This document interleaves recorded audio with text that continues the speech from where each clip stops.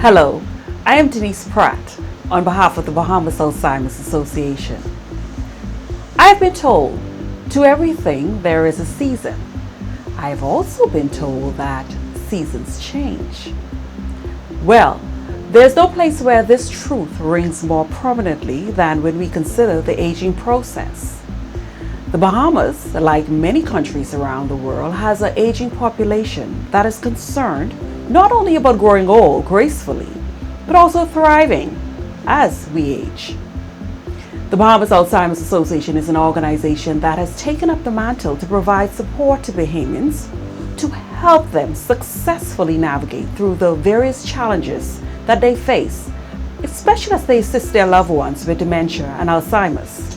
The Bahamas Alzheimer's Association was formed back in 2020. I spoke to the president of the association, Wendy Poitier, about exactly why and how the association was formed.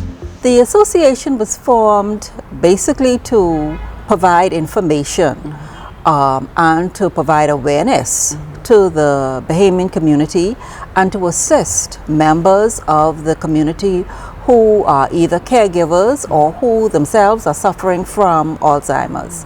And also to ensure that we have the legislation and the policies that are in place to assist those persons who have Alzheimer's or dementia and their families. We always had a group of persons who maybe had family members, either they were working with them, caregivers, and they needed that support. And so it was just a group of people who were helping each other, supporting each other in the journey. And then the decision was made, listen here, we have to form the association because we know there are more persons who are out there, people who are out there who are also going through the same thing.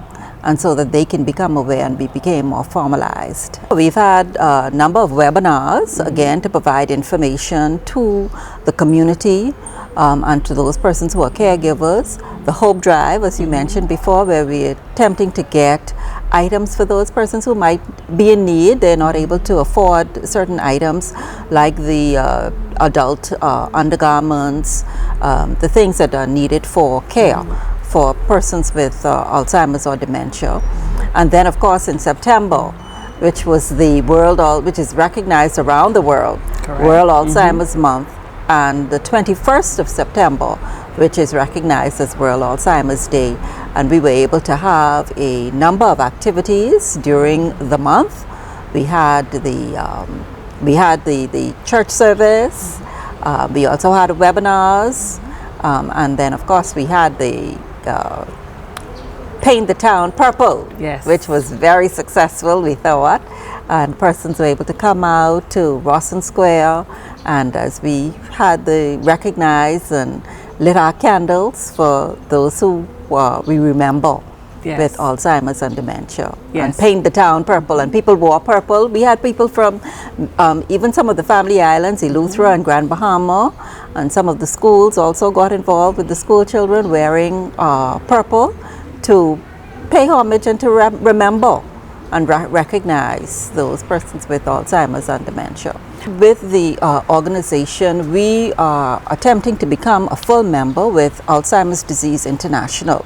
Yes. And one of the thrusts for Alzheimer's Disease International is a national dementia plan for each country. Right. And this is something that was signed on by all the countries who are part of the World Health Organization, the WHO. Yes. And the Bahamas also signed on to that, the idea of having this national dementia plan.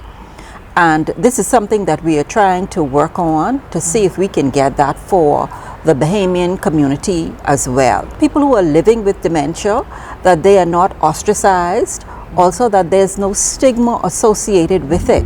Well, perfectly said.